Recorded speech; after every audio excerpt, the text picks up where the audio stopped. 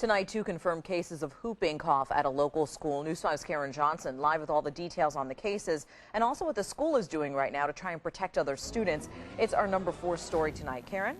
And the 2 confirmed cases are in Lebanon at Berry Elementary School, but administrators want parents in the entire district to know what's going on.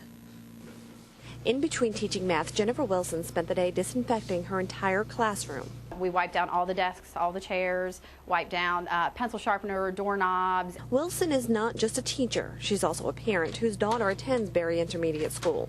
2 fifth graders at this Lebanon school were just diagnosed with whooping cough, and Wilson knows how contagious the disease can be. So do administrators, and they've gone a step further than just notifying parents who have kids here. And the second confirmed case was yesterday. And that's when we chose to notify every parent in the district that we had the cases here because, so many students have siblings and friends that go other places. School buses, water fountains, and hallways were also disinfected after administrators learned of the second case.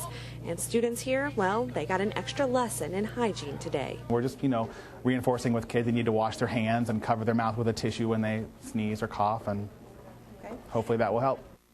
And health officials tell me kids are usually contagious before they show symptoms. So despite all the cleaning that the school is doing, kids could have still contracted the disease.